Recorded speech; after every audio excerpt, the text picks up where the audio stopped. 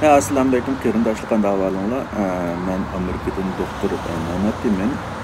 Men bugun shu harakat qilgan vaqtida, chiniqqan vaqtida nimalarga diqqat qilishimiz kerak degan to'g'risida o'zimniki ko'z qarashlarni sizlar bilan o'rtoqlashmoqchi. Oldingi qitimqi videoda men shu harakat qilish, badan chiniqtirishning sog'lomligimizga bo'lgan ahamiyati to'g'risida ozroq to'xtalib o'tdim. Endi men yuqorqi videodagi so'zimning oxirisida degandagidek bu harakat her odamning ehtiyojiga qarab o'xshash bo'lmaydi. Endi cho'qim manda harakat qilsa sog'lomlikqa foydali, manda harakat qilsa unchalik foydali emas degan gap yo'q.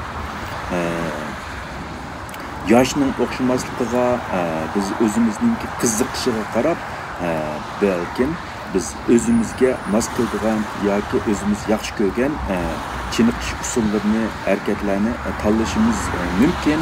Biz mayli yo'l mangayli, mayli velosiped minayli, mayli suv izayli yoki mayli qaqqa yamishayli yoki jimlarga berib har xil chiniqish vositalarini qo'llanib badan chiniqtirayli. Hammasi o'zimizningki qiziqishi yoki o'zimizningki ehtiyojiga qarab bo'ladigan gap. Bu yerda eng muhimi qanday bir usulni qo'llanish emas, balki uni izchil davomlashtirish. Ya'ni birdam qiziqib birdam tashlab qo'yish emas, kuniga mayli yarım soat bo'lsin yoki 1 soat bo'lsin izchil davomlashtirish bu sog'lomligimizda bakla muhim. Men burun shu tantarbiya ishlariga yoki chiniqish ishlariga ancha ahamiyat bermagan. Shu sababdanmi meningki chiniqish jihatida alohida bir aloyligim yo'q. Mening birdan bir aloyligim yo'l minish, undan boshqa albatta suzish yoki boshqa tantarbiya turlarini ozroq uqaman, lekin uningda bir izchil alohida bir boshqalardan farqli tarafim yo'q. Endi yaqindan buyon velosiped minishni biraz izchil davomlashtiryapman. Endi vatanda tug'ilib cho'ng'iganlar biz kichik vaqtlarimizda cho'qim velosiped minib boqqan. U vaqtida endi velosipedni bir qatnash quroli sifatida ishlatdik. Hozir endi jamiyatning taraqqiyotiga ergishib yoki turmushimizning yaxshi bo'lishiga ergishib ko'pinchimiz mashinani qatnash quroli qilganimiz uchun velosiped minadigan ish ozlab ketdi. Anandan keyin hozir shu velosipedda badan chiniqtirishninki quroli qilib ishlatyapmiz. Endi bu badan chiniqtirishda mayli yuqorida men deb o'tganda qaysi xil usullarni qo'llanishimizdan qat'iy nazar ma'lum ishlarga alohida diqqat qilishimiz kerak. Misolanga uzun yo'l mangan vaqtida yoki yugagan vaqtida bizningki kiyim oyoqlarimiz rahat bo'lgandan boshqa eng yaxshisi agar sharoitimiz bo'lsa siminut, ya'ni tanlamasligimiz kerak. Siminut qattiq, ya'ni tanlamasligimiz kerak. Eng yaxshisi shu yugagan vaqtida yoki yo'l mangan vaqtida shu siminut yotqizmagan, ya'ni chimliq bo'lamdi, o'tliq bo'lamdi yoki dengiz bo'ylaridagi qumliq bo'lamdi. Shunday yerlarni tanlab yugagan vaqtimizda, yo'l mangan vaqtimizda buningki tizimizga keladigan zaxmisi to'van bo'ladi. Chunki bu qattiq yerda, siminut yerda yugagan vaqtida yoki uzun muddat yo'l mangan vaqtida badan ig'irligimiz tizimizga bir xil so'qish paydo qilib vaqtning o'tishi bilan bu tizimizda zaxm qiladi. Masalanga bizni ko'pinchamiz binoga chiqqan vaqtida bino qashtoqdan chiqishdan qo'rqib nimani elevator, ya'ni lift ishlatamiz, lekin binodan tushgan vaqtimizda, paytaxtdan tushgan vaqtida o'zimizga ancha ig'ir kelmaydiganlik sababidan paytaxtdan tushgan vaqtida balkim biz mana shu liftga o'tirmay paytaxtdan tushishimiz mumkin. Amaliyotda binoda yuqoriga chiqqan vaqtida biz paytaxtda minib chiqsak, bu sog'lomligimizga foydali, lekin binodan tushgan vaqtimizda shu paytaxtdan minib tushgan vaqtida asalla tizimizni zaxmat qilib oladigan ish bo'ldi. Chunki yuqoridan tövanga tushgan vaqtida bizning badan ig'irligimiz yer sharining tortish kuchiga qo'shilib tizimimizga urish paydo qiladi. Vaqtning uzrishiga ergashib bundoq hareketler, bundaq chiniqishlar badanniki ma'lum organlarga bo'lib agar paytaxtga tushishni olsak tizimimizga ziyon keltirdi. Andan keyin yuqorida men aytib o'tgandek, shu simit yerlarda yugurishning o'zimi tizimimizga ziyon keltirdi. Andan keyin mayli qaysi harakatni qilayli, shu harakatninki chiki, ya'ni bizningki yuragimizningki qabul qilish doirasidan ishib ketmaslik kerak. Ya'ni harakatninki eng yaxshi unumi qanday vaqtida bo'ldi degan vaqtida terlash, yurakning so'qishi tezlashib ketmas, bak tezlashib ketmaslik, andan keyin nafas siqilishib ketmaslik, ya'ni nafsi tezlashib ketmaslik. Şart ostida bo'lsa eng muvofiq bo'ldi. Ya'ni biz ko'plab terlagan vaqtimizda, lekin nafsimiz qiyinlashmagan vaqtda, yuragimiz tiz so'qib ketmagan vaqtda bu harakatninki chiki dal joyida bo'lgan bo'ldi. Agar aksincha biz terlamay, lekin yuragimiz so'qish tezlashib ketib, andan keyin nafsimiz qiyinlashib ketib, bir xil rahatsız his qilsak, bu bizga ziyonli. Chunki bu xil hareket bizning yuragimiz yoki nafasimiz qabul qilmagan bo'ladi.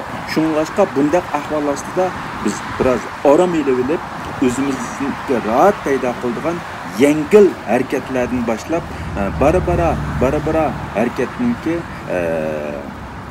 nimasini yuqori ko'tarish orqali bizningki yurakimizningki qabul qilish chekidan oshirib etmasligimiz kerak. Bo'lmasa harakat qildim deb sog'lomligimizga foydali ish qilman deb aksincha bizningki yuragimizga xizmat yukini oshirib o'zimizga ziyonli ish paydo bo'lib qilishi mumkin. Andan keyin shu yerdan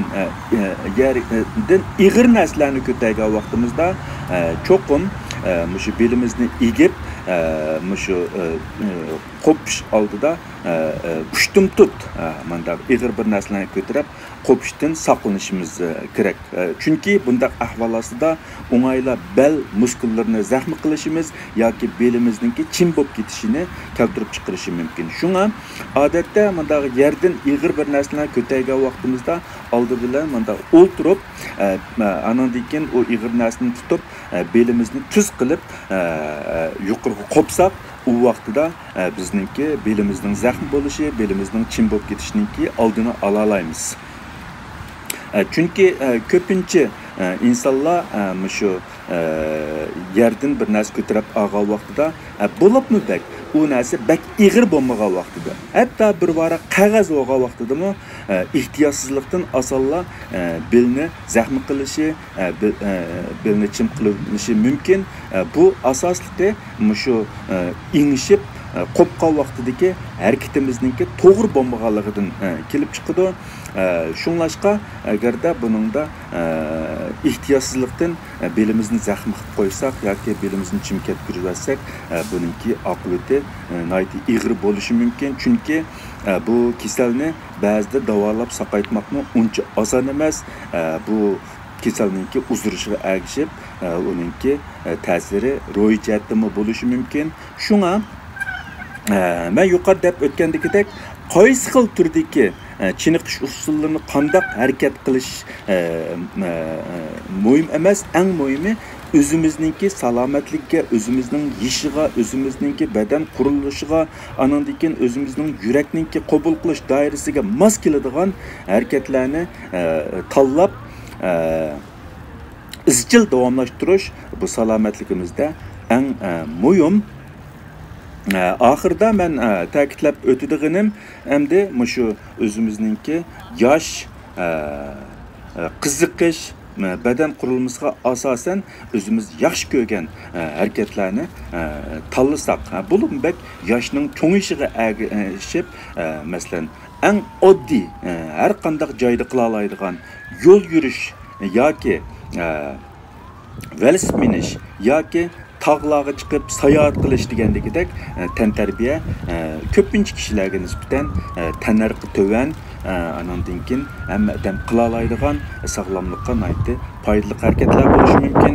Albatta sharoiti bog'larga suzishning o'zimi yaxshi bir harakat osonlikcha biz o'zimizni zaxmi qilib olmaymiz. Bo'lib bak yaşның çoğuşuğa erişip su üzüş bizningki nefes yollarımızını yani nefes iktidarımızı yaxşılaşta su üzüşningki ahmiyeti alaydı zor. Şuna biz özümüz yaxşı görgən tantarbiya yoki chiniqish yoki harakatlarni tanlagandan boshqa shuningki zaxmi qilinishdan saqlanishimiz, ya'ni diqqat qiladigan ishlarga alayda diqqat qilishimiz, eng muhimi harakat qilish chiniqishninki bizga keltirgan ziynini to'vallatib, uningki bizga bo'lgan foydasini eng yuqori darajada ko'tarishimiz bu bizningki salomatligimiz uchun bek muhim. Bugün so'zlamoqchi bo'lgan mazmunni men yig'inchoqlab aytsam, biz harakatni tanlagan vaqtimizda bir tarafdan o'zimizga mos keladigan, o'zimiz qiziqadigan, o'zimiz yaxshi ko'radigan harakatni tanlagandan boshqa eng muhimi bu harakat qilishdiki muvofiq o'rinlarni tanlashimiz, anandan keyin uningki badanimizga zaxmi ip kelishidan saqlanishimiz, u chiniqish usullari yoki harakatni to'g'ri qo'llanib, uningki bizning salomatligimizga bo'lgan foydasini eng yuqori darajada ko'tarishimiz kerak. Yani bo'lmasa agar chiniqib salomatligimizga foydali ish qilaman deb aksincha salomatligimizga ziyon keltiradigan ba'zi ishlar bo'lib qilishi mumkin. Misolan, shu tantarbiya cho'lponlari, her xil tantarbiya cho'lponlari anandan dunyo olimpik musobaqasida mukofot olganlar u normal badanninki ihtiyojidan ishib ketgan darajada chiniqqanligi uchun ularninki salomatligi yoshning cho'ng'ishiga ergishib yaxshi bo'lmay, ba'zilarining aksincha nachar bo'lishi mumkin. Chunki ular haddidan ziyoda kuchli chiniqqanligi uchun u chiniqishlarninki badaniga ba'zi ost xarakterlik zaxmlarni keltirib chiqargan. Natijada chiniqishninki foydasiga emas, ba'zi tarafda ziyniga erishib qilish ehtimoli bor. Shunga bu yerda qattiq chiniqish badanga cho'qim cho'ng foyda akildi deb qarag'ili bo'lmaydi. Eng muhimi biz badanimizga, salomatligimizga foyda akilimiz desak, bu chiniqishninki nimasiga cho'qim diqqat qilishimiz kerak. Bugun so'zlamoqchi bo'lgan mazmunni men mishada oxirlashtirmoqchi. Hammanglarningki anglanglarga ko'p rahmat. Agar savolinglar bo'lib qolsa, menga ayrim yo'llasanglar bo'ldi. Xayr xo'sh, Xudoga omonat, kelaqtim ko'rishaylik.